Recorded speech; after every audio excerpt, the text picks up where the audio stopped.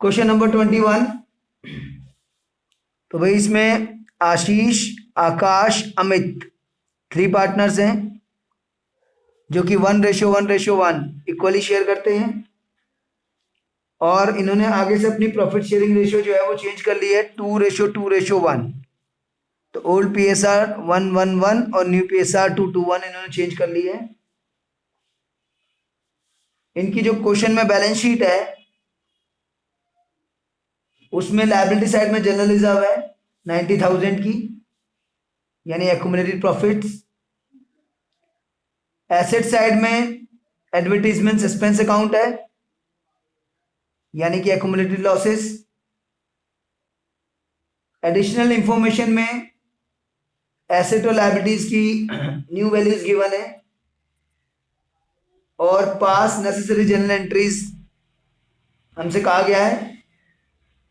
तो हम प्रैक्टिस के लिए जनरल एंट्रीज भी पास करेंगे, रिवैल्यूएशन अकाउंट भी बनाएंगे, पार्टनर्स कैपिटल अकाउंट भी बनाएंगे और बैलेंस शीट भी बनाएंगे फॉर प्रैक्टिस। वैसे सिर्फ जनरल एंट्रीज ही रिक्वायर्ड है। तो जो इसमें बैलेंस शीट में लायबिलिटी साइड में जनरल रिजर्व है उसके बारे में कुछ गिवन नहीं है। तो जब कुछ गिवन नहीं होता है तो ओल्ड पार्टनर्स ओल्ड डिस्ट्रीब्यूट कर लेते हैं, और अदरवाइज जो है अगर गिवन होता है कि डिस्ट्रीब्यूट नहीं करना है तो गेन सेक्रीफाइस से इनटू करके gaining partners capital account debit to sacrificing partners capital account करते हैं। बट ऐसा तो इसमें कुछ गिवन ही नहीं है, तो इसलिए जो है इसको ओल्ड PSR में हम डिवाइड कर लेते हैं। तो एंट्री हम बनाएंगे, जनरल रिजर्व क्रेडिट बैलेंस होता है, लायबिलिटी साइड पर है, तो डेबिट हो जाएगा तो खत्म हो जाएगा। और 2 आशीष, आकाश,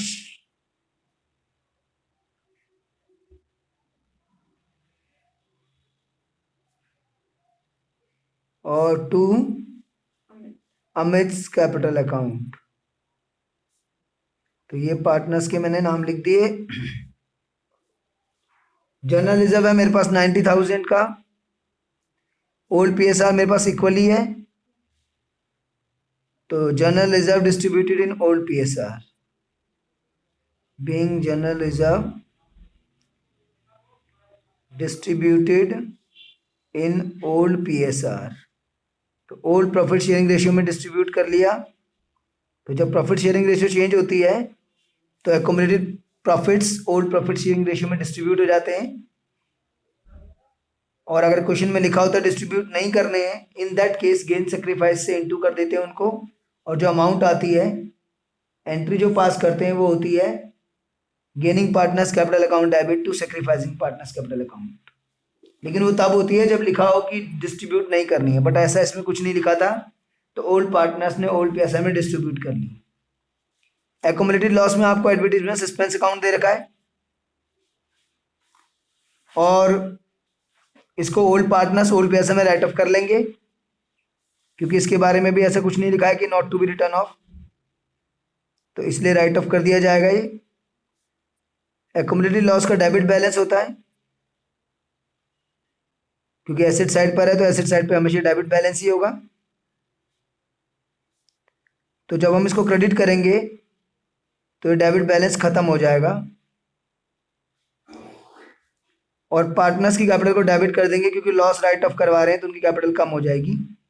तो पार्टनर्स की कैपिटल को डेबिट कर दिया, और एडवर्टीजमेंट सस्पेंस अकाउंट को क्रेडिट कर दिया, तो उसका जो डेबिट बैलेंस था वो खत्म हो गया 6,000, और ओल्ड PSR है 2,000, 2,000 एंड 2,000।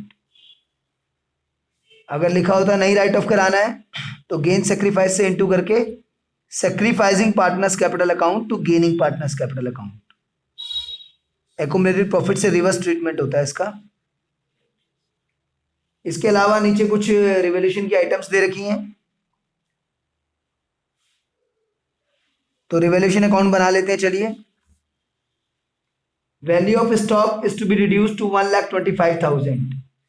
पुरानी वैल्यू है स्टॉक की 140, और वो कह रहा है कि 1,25,000 तक उसकी वैल्यू कर दीजिए आप। तो 140 से 125 यानी कि 15,000 की वैल्यू आपकी कम हो गई है। तो 15,000 की वैल्यू कम हो गई है तो आपके लिए लॉस है। एसेट की वैल्यू कम होती है तो लॉस होता है, और लॉसेस रिवैल्यूएशन अकाउंट के डेबिट में आते हैं। Value of machinery is to be decrease by 10%। Machinery की वैल्यू भी 10% कम करनी है। 2,50,000 की मशीनरी है, 10% हो गया 25,000, तो ये भी आपके लिए लॉस है, तो ये भी डेबिट साइड में आएगा। Land and building to be appreciated by 62,000। Land and building 62,000 से अप्रिशिएट करनी है, तो 62,000 बढ़ रही है, तो ये तो आपके लिए फायदा है। एसेट बढ़ रही है तो क्रेडिट में आएगा ही। Then provision for doubtful debt 5% on debtors. तो डेटर्स आपके गिवन है 1 लाख, डेटर्स गिवन है 80,000 की, और 80,000 का 5% होता है 4,000। तो 4,000 आपकी प्रोविजन फॉर डाउटफुल डेप्ट है, यानी 4,000 आपका लगभग डूब जाएगा, तो आपके लिए लॉस है। इसके बाद आकाश को काम दिया गया है रिकॉन्स्टिट्यूशन ऑफ द फर्म का, यानी कि एसेट और लायबिलिटीज को रिवैल्यू करने का, जिसके लिए उसको रेम्यूनरेशन दी जाएगी 10,000। तो आकाश को रेम्यूनरेशन मिलेगी, फर्म के लिए एक्सपेंस है, तो इसलिए रिवैल्यूएशन के डेबिट में आ गया, और आकाश को मिलेगी तो आकाश कैपिटल अकाउंट के क्रेडिट में आ जाएगा। आकाश को रेम्यूनरेशन मिल रही है तो आकाश कैपिटल अकाउंट के क्रेडिट में आ जाएगी, और रिवैल्यूएशन के डेबिट में, क्योंकि रिवैल्यूएशन के लिए एक्सपेंस है। इसके बाद और तो कुछ एडजस्टमेंट्स है नहीं, तो रिवैल्यूएशन अकाउंट क्लोज कर लीजिए। तो क्रेडिट साइड में 62 है और डेबिट में 54 है, सब मिलाकर तो 8,000 का प्रॉफिट बच गया डेबिट के ऊपर। ओल्ड प्रॉफिट शेयरिंग रेशियो में बटेगा ये 1:1:1, 2667, 2667, 2666। तो revaluation profit old profit sharing ratio में डिस्ट्रीब्यूट हो गया। इसके बाद जनरल एंट्रीज कंप्लीट कर लेते हम। रिवैल्यूएशन की भी 3 एंट्रीज बनेगी हमारी, जो हमें अभी हमने अकाउंट बनाया है, इसकी एंट्रीज देख लीजिए आप।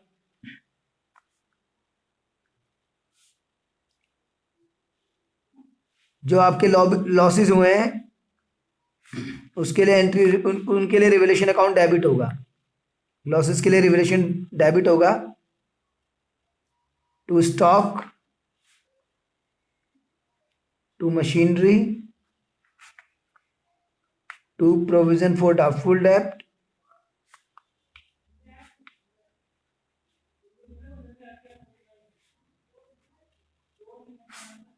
और आकाश को भी रेम्यूनरेशन देनी है, तो उसकी कैपिटल में भी क्रेडिट कर दीजिए आकाश कैपिटल अकाउंट। तो उसकी कैपिटल बढ़ेगी रेम्यूनरेशन मिलने से, और कैपिटल जब भी बढ़ती है तो क्रेडिट करते हैं। ये टोटल आ गया 54,000। स्टॉक कम हुआ है 15,000 का, मशीनरी कम हुई है 25,000 की, डाउटफुल डेब्ट की प्रोविजन बनाई है 4,000 की, और आकाश को 10,000 की रेम्यूनरेशन देनी है।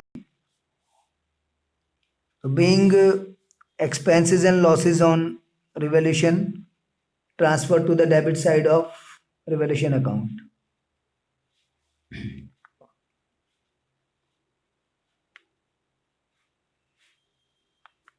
Being expenses and losses at the time of revaluation of asset and liabilities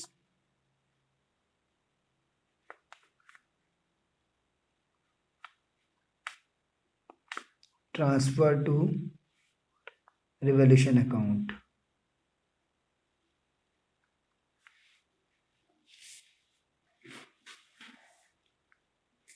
इसके बाद आप जो रिवैल्यूएशन में आपके फायदे हुए हैं, एक ही फायदा हुआ था, लैंड एंड बिल्डिंग बढ़ी थी, तो जो फायदा होता है उसके लिए रिवैल्यूएशन अकाउंट को क्रेडिट करते हैं। तो land and building account debit to revaluation account.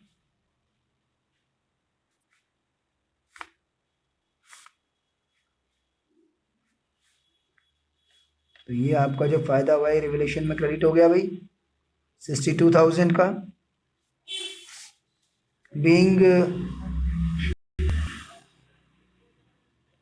Increase in value of asset transfer to revaluation account.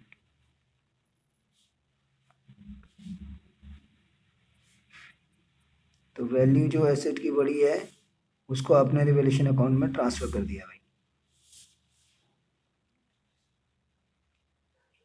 इसके बाद जो रिवैल्यूएशन का नेट रिजल्ट आया, तो नेट रिजल्ट प्रॉफिट और लॉस में से कुछ भी आ सकता है। इसमें प्रॉफिट आया है तो रिवैल्यूएशन प्रॉफिट से पार्टनर की कैपिटल बढ़ेगी,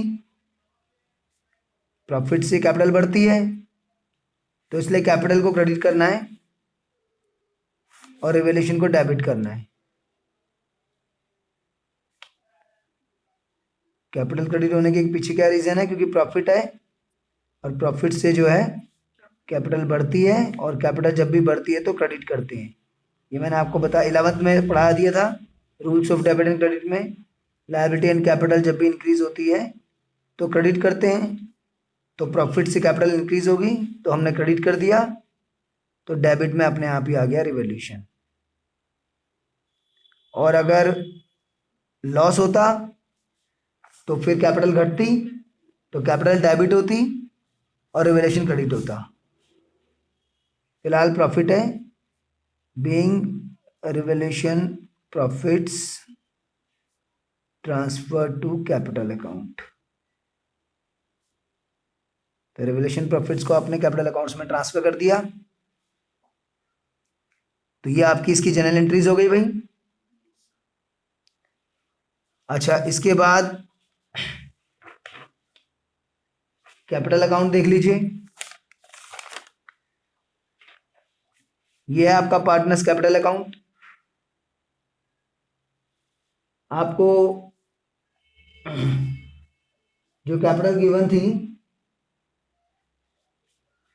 वो गिवन थी 3,75,000 बैलेंस शीट के अंदर जो गिवन थी। तो बैलेंस ब्रॉट डाउन में इनकी कैपिटल जो बैलेंस शीट में गिवन है वो आ गई। जो रिवैल्यूएशन प्रॉफिट है वो इनकी कैपिटल अकाउंट के क्रेडिट में आ गया, जिसकी एंट्री अभी अभी हमने पास की थी। Revaluation account debit to partners capital account. तो पार्टनर्स कैपिटल क्रेडिट है, एंट्री क्रेडिट में नाम डेबिट वाला।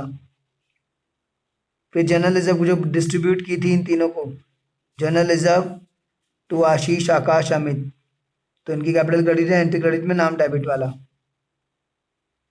फिर ये जो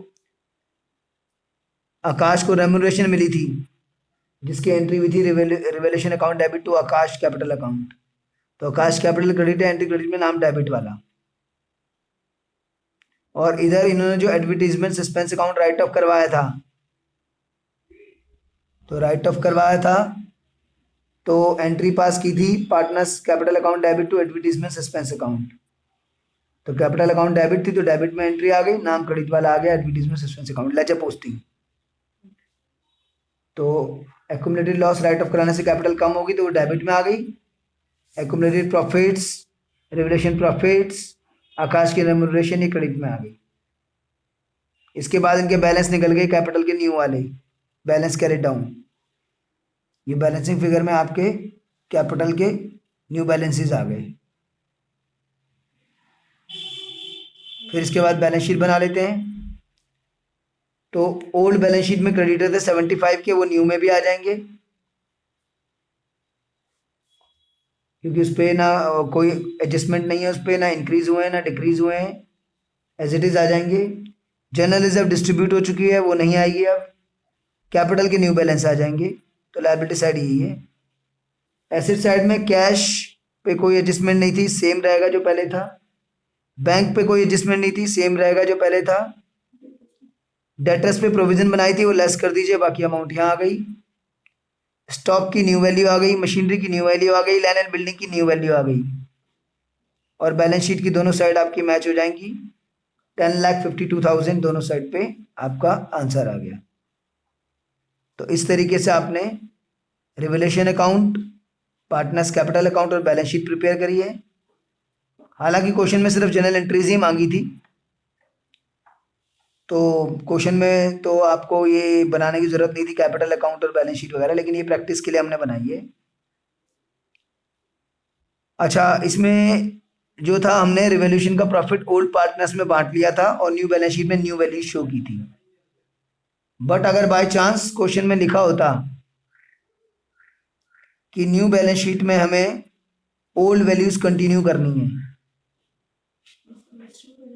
तो न्यू बैलेंस शीट में ओल्ड वैल्यूज कंटिन्यू करने का मतलब ये नहीं है कि जनरल रिजर्व और एडवर्टीजमेंट सस्पेंस भी नहीं बांटना, वो तो राइट ऑफ डिस्ट्रीब्यूट होगा ही होगा, उसके लिए अलग से लिखा होगा कि डिस्ट्रीब्यूट करना है कि नहीं। न्यू बैलेंस शीट में ओल्ड वैल्यूज कंटिन्यू करेंगी अगर ऐसा लिखा है क्वेश्चन में, the partners decided not to show the new values in the balance sheet, not to show the revised values in the balance sheet.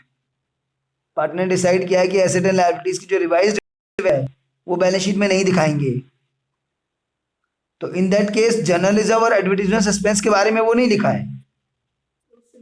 General reserve और advertisement suspense के बारे में तो अलग से लिखा होगा साफ साफ कि डिस्ट्रीब्यूट करना है, राइट ऑफ करना है या नहीं करना है। नहीं लिखा होगा तो हम डिस्ट्रीब्यूट और राइट ऑफ कर देंगे, तो कर ही देंगे जब कुछ नहीं लिखा होता तो ये जो लिखा हुआ है आपको कि पार्टनर ने डिसाइड किया है कि एसेट और लायबिलिटीज की रिवाइज वैल्यू नहीं दिखानी है, सिर्फ रिवोल्यूशन के लिए लिखा है, तो उस केस में आपको पता ही है क्या करना है। जो रिवोल्यूशन अकाउंट बनाया है सेम टू सेम बनेगा, लेकिन इसका नाम हो जाएगा मेमोरेंडम रिवोल्यूशन अकाउंट। और जो हमने इसकी 3 एंट्रीज पास की हैं वो 3 एंट्रियां भी पास नहीं होंगी। रिवोल्यूशन की 1, 2 और 3 एंट्रियां पास की हैं, ये 3 एंट्रियां पास नहीं होंगी, सिर्फ एक ही एंट्री पास होगी। जो प्रॉफिट निकल के आएगा रिवोल्यूशन का उसको गेन सेक्रीफाइस से इनटू करेंगे, और अगर रिवोल्यूशन प्रॉफिट है तो gaining partners to sacrificing partners capital account, और अगर रिवोल्यूशन लॉस है तो sacrificing partners to gaining partners capital account.